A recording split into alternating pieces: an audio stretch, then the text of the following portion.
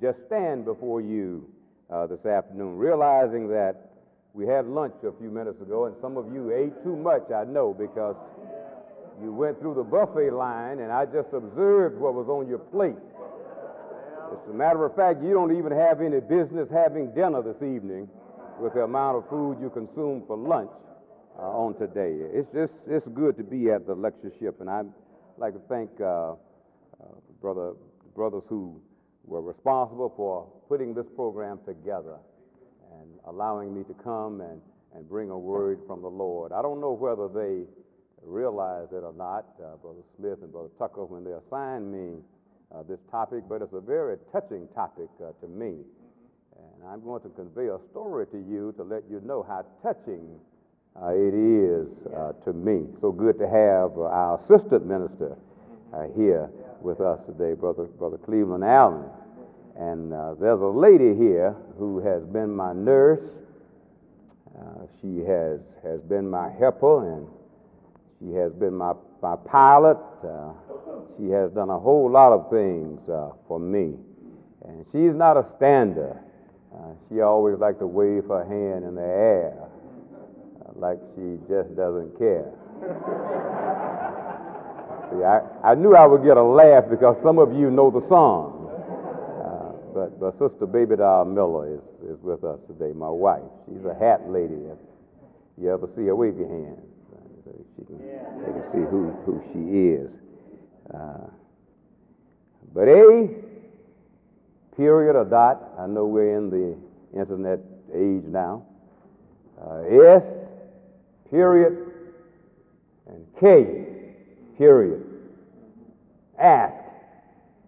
Let me convey a story to you before well, it's really a part of the lesson, but 26 years ago, I was weighing 255 pounds, mean and lean, still carrying my college football weight, and I was throwing it around at the time.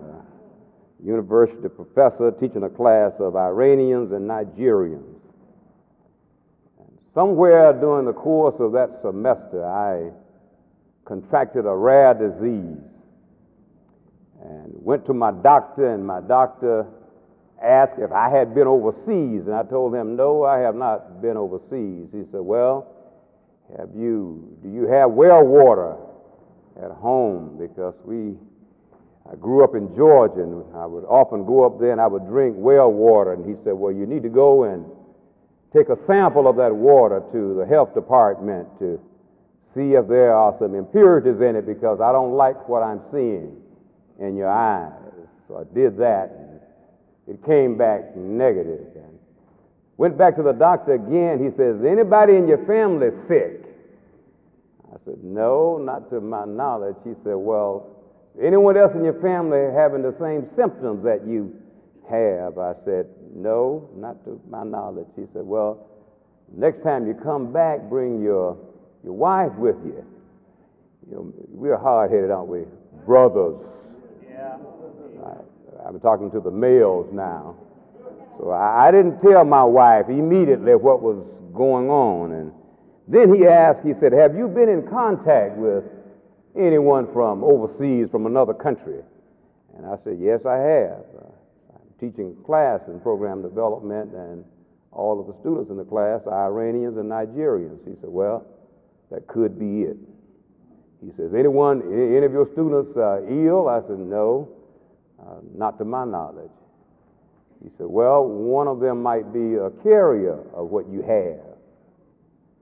And he said, have your wife to come in with you the next time. And when he went to his library to pull a book off of the shelf to diagnose my case, I knew it was trouble then, because he wasn't sure of what it was himself. And by that time, my head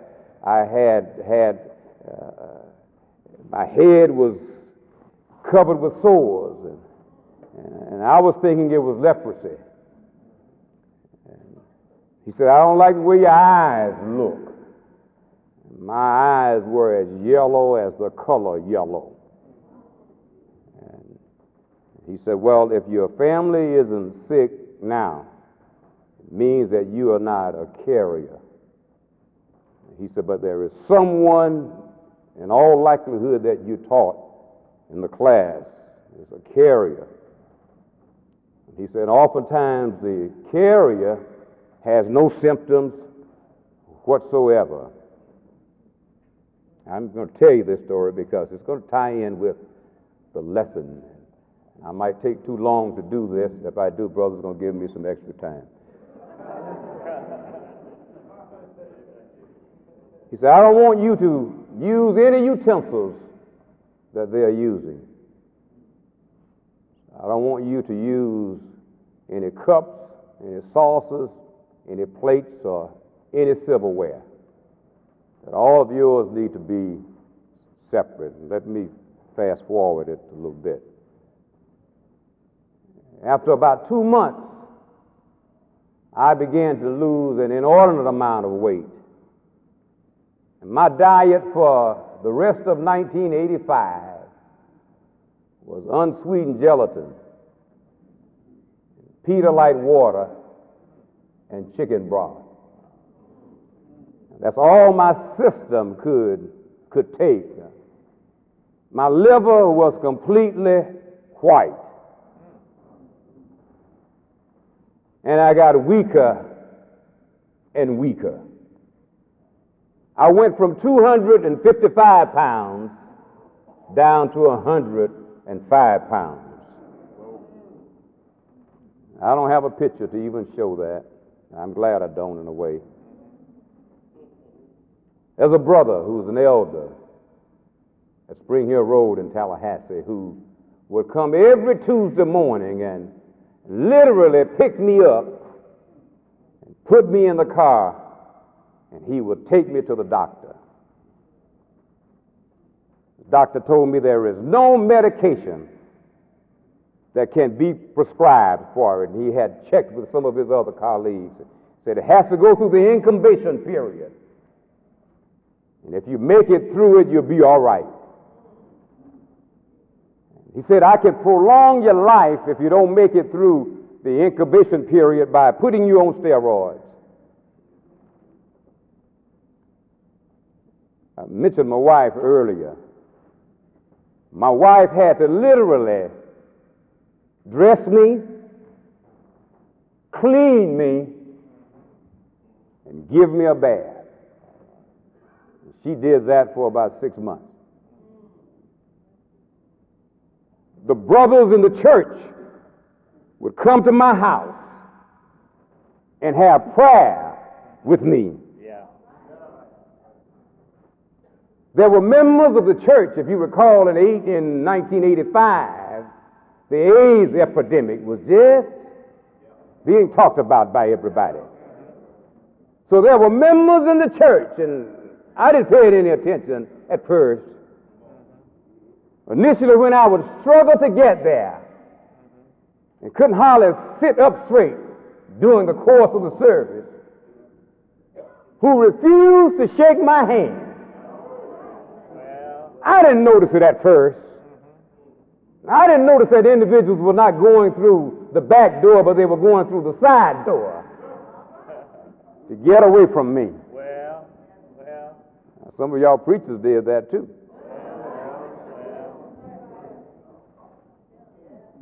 And I had to struggle one Sunday to stand before the congregation to let them know what the situation was health-wise in my life.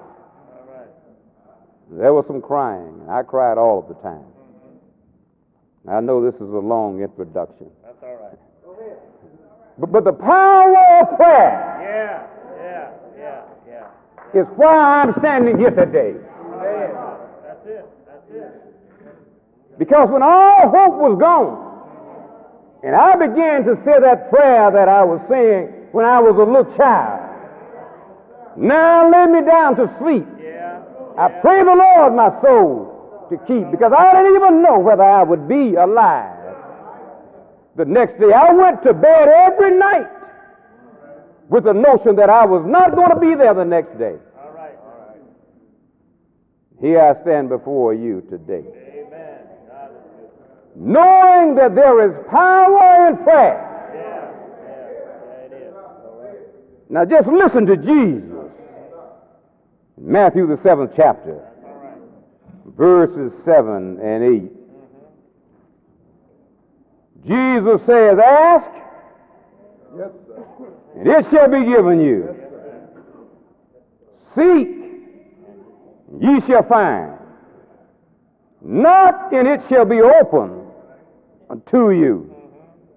For everyone that asketh receiveth, he that seeketh findeth. And to him that knocketh, it shall be open. Ask, seek, and knock. The only way that a child of God can receive a word from the Lord is to ask, to seek, and to knock. Have you literally knocked on a door and you didn't receive entrance? Makes you feel kind of bad, particularly if you know there is someone on the inside. Someone has literally knocked on our doors and we've been on the inside and we lied. Amen. Let me say that again. They've knocked on your door and you've been on the inside and you have lied because you refuse to open the door, letting them know that you are not there when in fact you are there. Prayer is the most powerful weapon in a Christian's arsenal. Yes, it is. All right. We sing a song about let us have a little talk with Jesus. All right.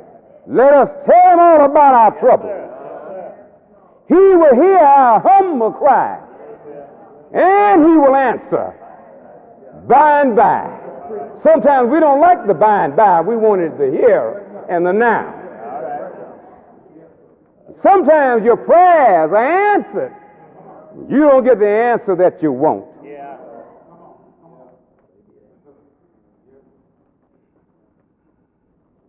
In prayer, we need to understand that the answer might not come quickly, but it will come by and by. Maybe that's why the prophet of old said in Isaiah, the 40th chapter, and verse number 31, but they that wait upon the Lord shall renew their strength. They shall mount up wings as eagles. They shall run and not be weary. They shall walk and not faint. Prayer makes a difference. I like singing. I've enjoyed singing since I've been here. And I love the Williams brothers, and some of you might not know them. But there was a CD that I keep on repeat in my car all of the time because of what happened to me in 1985. William Brother says, many times in my life, I've come through the storm and the rain. And time after time in my life, I've overcome heartaches and pains. But I always kept faith in God because I knew somehow he'll make a way. I kept trusting and I kept believing. And I always pray because through prayer, God strengthened me and made me strong. Prayer gave me the courage, and certainly prayer gave me the courage in 85 to keep on keeping on. Yes, sir. And I just believe that the prayers of a righteous man availeth much. You know, sometimes you've had folk to pray, and you knew they wasn't right. Yes, sir. Yes, sir. Tell the truth. Tell the truth. And you're looking at them with one eye open and the other one closed. And sometimes we're dishonest now. If a brother has no business praying, you need to go up to him kind of gently before he prays. You were at the club with me last night.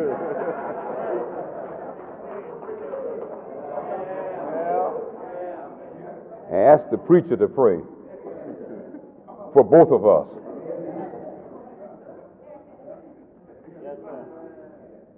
Then he said, prayer has been a shoulder to lean on Prayer has been a comforter when all hope is gone.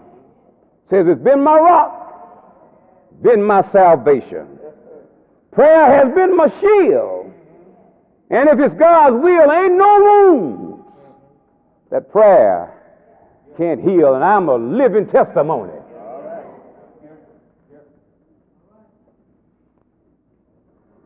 Then they said that prayer makes the difference. We need to ask and to seek and to knock, and God will open the door for us. Then they conclude in that song by saying, for it comes through my prayer, I declare.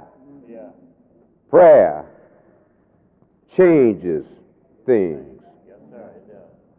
If you want things changed in your life, keep the avenue of prayer open to the Lord. Because once it closed, then all hope is gone.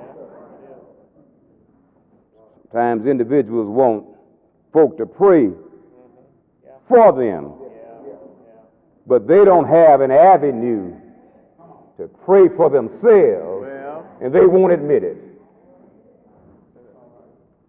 Jesus used 3 words: ask, seek, and knock. These 3 words imply distinct degrees of intensity.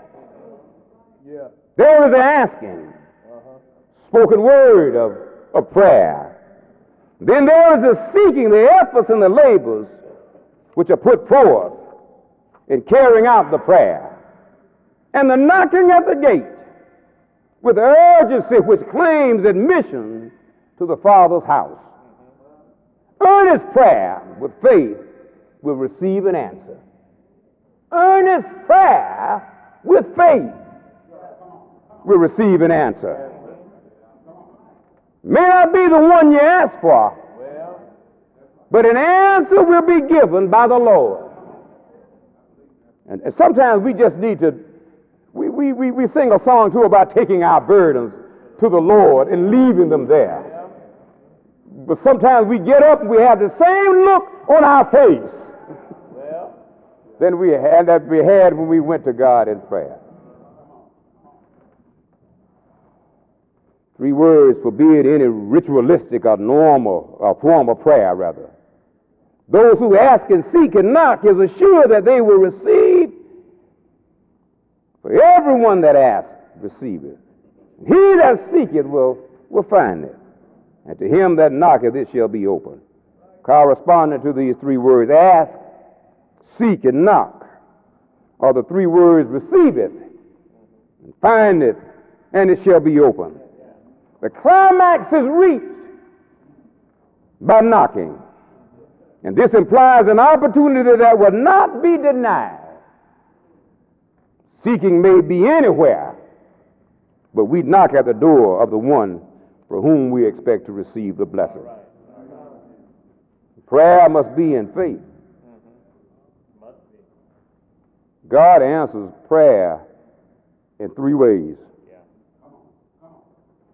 And the praying itself is an answer as we commune with God.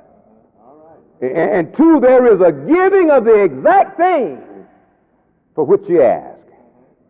And then 3, prayer is answered in the spirit of our prayer when something else is better than that for which we ask is given.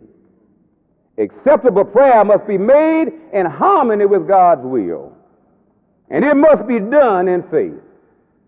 James said in James, the 1st chapter, verses 6 and 7, but let him ask in faith, not wavering. Sometimes I think we think God is illiterate. And we have to remind him of some things. And God already knows what he knows. And knows far more, and we can't even come close to what he knows. He He said, because if you're wavering, you're like a wave of the sea driven with the wind and tossed. For let not that man think that he shall receive. Don't think you're going to receive anything of the Lord if you're wavering. And you don't have proper faith that the Lord will deliver. James also says that we must not ask to please our own lust. See, some of us just want pleasure just for ourselves and not concerned about anybody else. That's why James said in James the 4th chapter, verse 3, ye ask and receive not because ye ask amiss, that you may consume it upon your own lust. Our asking need to be according to God's will. God will grant us whatever He wants us to have according to His will. God looks with more than an earthly father's love and care upon those who serve Him. He is more willing to bestow good things on those who seek His blessings than the best of the earthly fathers can provide for their children upon this earth. He requires that we should ask, we should knock, for the good where it is to be found on the conditions of our purposes to give. Jesus not only proposes that He bestow goods on those who ask it, but even beyond what we ask, we receive the bounties of blessings. Prayer is not a vending machine.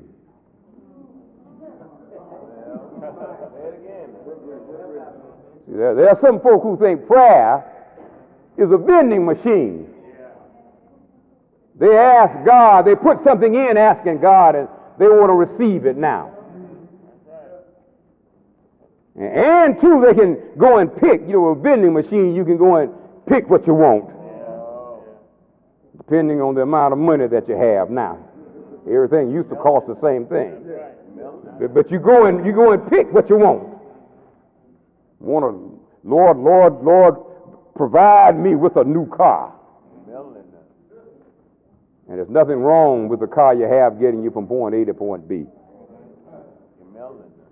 I never understood why folks spend so much money on cars anyway. Some folks' cars are worth more than their homes. And they ask God, and they say they ask God for them too. Look how the Lord has blessed me.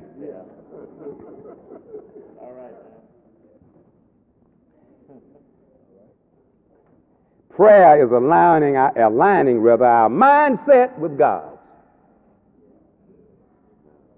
Because in Matthew the 7th chapter, verses 7 and 8, you ask, seek, and you knock. Many think that God is a divine bellhop who will give us what we seek. What we want if we just have enough faith. Bellhops here, most of them, if they're good bellhops, when they get you in the room, they're going to ask, is there anything else I can do for you? That's it. The ones who don't know what they're doing won't say anything. Yeah. They're glad to get you in there, particularly if you don't tip them. Right. But God isn't a bellhop. That is not the message in the passage that we just read. We are to ask and seek and knock and persist with our prayers. But we are not just to ask for help for our own self-concerns, but we need to be concerned. God knows we need to be concerned about this world in which we live now. Prayer is seeking the sonship and the lordship of Christ because He's in control.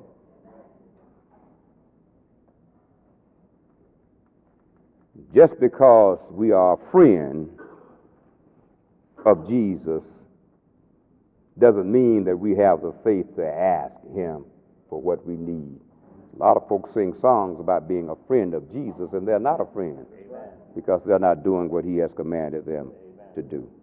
Prayer is the instrument for seeking how to get His will done and not our will.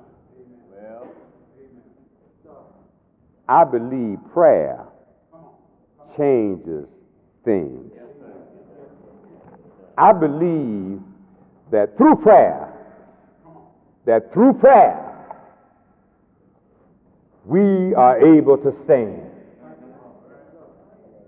And I know it was the prayer of the righteous.